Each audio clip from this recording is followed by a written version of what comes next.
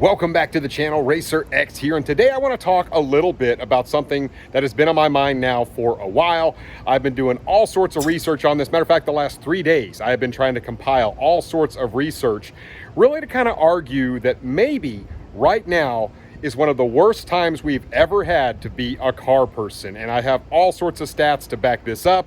It is just kind of a shame when you look at everything that's going on. I will talk all about it. I'm going to head inside actually to kind of make this argument because I've got all sorts of things that I really want to talk to you guys about, stuff you need to be aware of.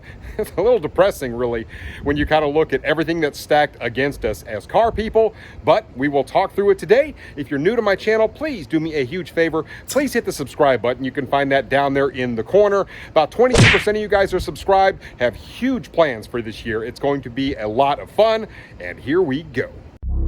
T-minus 15 seconds.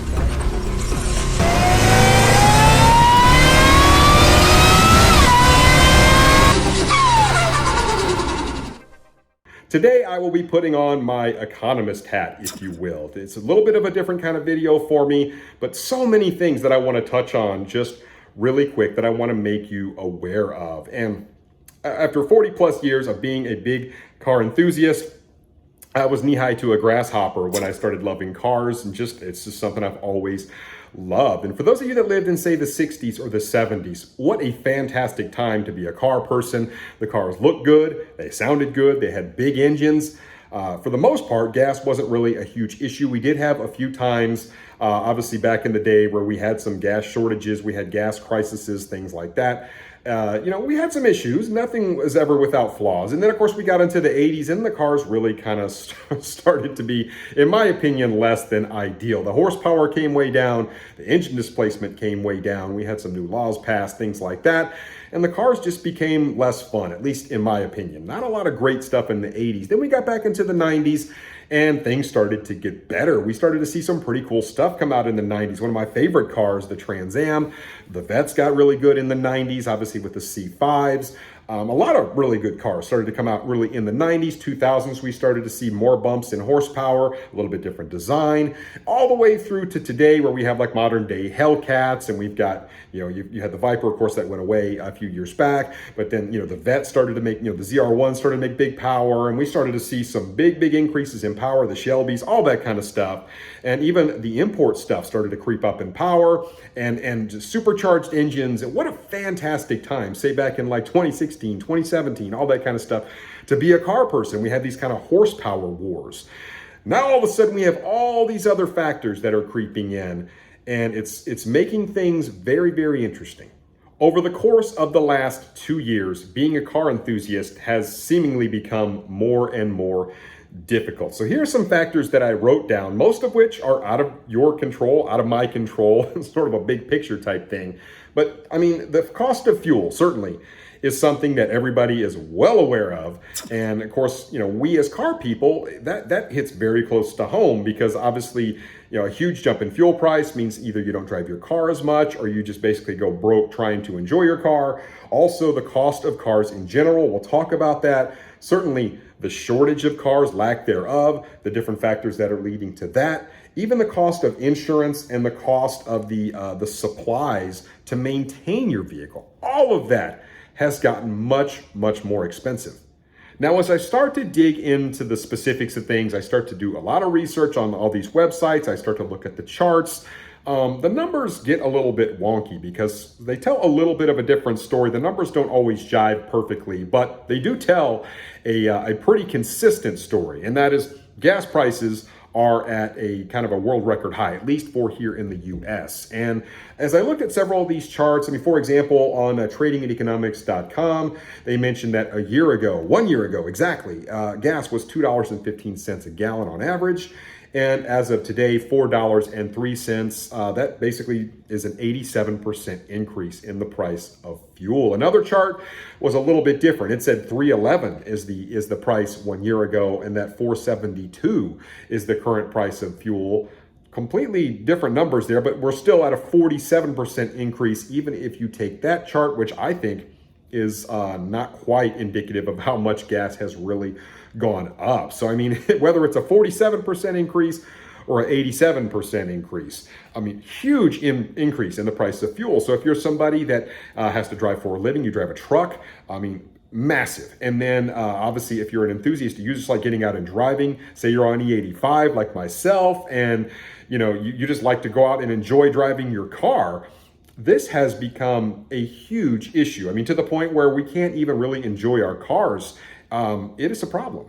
One more thing I want to touch on just briefly. I actually just put a video out about this, but car theft right now is a huge problem. And some will say, hey, look, it's always been a problem. And I agree to that to some extent, but not to what it is right now. And it's not just being blown up by the media. I mean, the numbers back this up. Car thefts are sort of out of control right now, especially on high performance cars. It's just one more reason why being an enthusiast right now is kind of tough. The next two things that I want to talk about sort of go hand in hand. And one is certainly the supply of cars. There's a car shortage out there. It's been that way really since COVID started. It's a problem which is actually causing the price of cars to go up. So you've got a shortage of cars, the price of cars going up, and it's sort of a double whammy. So as we know, we're seeing dealerships tack on gigantic dealer markups, even on lower trim levels now, because they're having such a hard time getting cars in, and people are willing to pay it. That's the more baffling thing. And then when you really look at this, there's 41%. That is the increase of the price of used cars from 1 year ago, 41%. That is absolutely ridiculous. Now, when you look at the new car stats, I don't think it's very telling. It's a little bit hard to say because what they're doing is they're simply looking at what the manufacturer is saying, MSRP, what they should be, and those have gone up some. But then when you tack on the dealer markup, which most of the time these figures don't capture, then you start to really get a good picture of just how much the increase is on all of these new and used cars. I do want to also make quick mention about something that a lot of people may not really even be thinking about, and that's the cost of insurance. And yes, even the cost of insurance is going up. And it's a little cryptic doing research on this because you start to look at different websites, and I don't think it's always reported properly because all the insurance companies want to look like they have the lowest rate. But when you look at independent sources, I looked at the New York Times had an article recently come out. Basically, like for example, Allstate, they're up 9.3% over what they were last year. And we saw rates actually come down a little bit during COVID. It seemed to happen across the board because just not as many people were driving. Everybody was stuck inside. It was kind of a sucky thing. But they're saying that 20% in some locations is what you can expect. So a lot of it just depends on what part of the country you're from, who your insurance provider is. There's a million factors when it comes to insurance. So researching this is not easy to do, but it's pretty clear. Based on all the charts I've seen, on the articles I've read, insurance is up basically anywhere from say 8 to 20% depending on where you live. Something else to ponder. Now, here is where things start to get really interesting, and when you look at what people actually make. So I did a little bit of research here. The U.S. Bureau of Labor Stats, pretty reputable source, says that in the last year, the wage in this country has gone up about 6%, which under normal circumstances is not too shabby, right? But when you talk about gas going up, say, 50 to 90%, when you talk about insurance going up 10 to 20%, the price of used cars is at least 40% up over the past year. I mean, this stuff is getting way out of control. And when you talk about a 6% wage increase, that's nothing compared to how fast the price of these things is going up all across the board. And as mentioned, you've got the price of the supplies, the oil, the oil filter, all of the things to maintain a vehicle, the tires, those are all going up. Astronomically expensive as well. I mean, we're not seeing 6% increases in the price of that stuff. We're seeing increases like 20, 30, 40% at least. And, it does affect other things, your groceries and houses. It's kind of happening across the board. So this inflation thing is a big, big problem. But when you look at just the car side of it, all of this is pretty telling. Now, here is another really interesting stat to think about. The mean income per household in the United States, based on all the research that I've done, is $68,000. Now, they used to use what's called a rule of 10, which is essentially if you take 10% of that, your mean household income, that's how much you should spend on a car. I don't really know if this is applicable anymore. It probably isn't. Ask Dave Ramsey or somebody. But, you know, if you take 10% of $68,000, that means you would only spend $6,800 on a car. That's not super realistic to think about, especially the way cars are made now. Basically, all the stats that I've seen, the average car price, MSRP, in this country right now is just above $40,000 and is continuing to go up. We're just spending more and more on our cars. And I can't tell you how many people out there are making less than $100,000, yet buying $80,000, $90,000, $100,000 cars. And so people are kind of going car poor.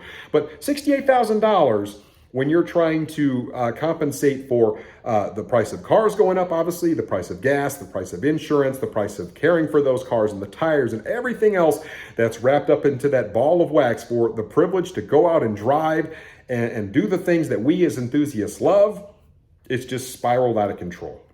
The last barrier that I want to bring up, and this one is extremely glaring, is the fact that everything in the automotive world is changing. So if you like a big, rumbly V8, the time to buy one of those is extremely limited. As we know, I've talked about it at length. We know by basically in the next really 2 years, we're going to see everything really shift over to EVs. We will see some hybrids out there. We might see some smaller displacement engines that have turbos attached to them, but those really won't be out for that long, in my opinion.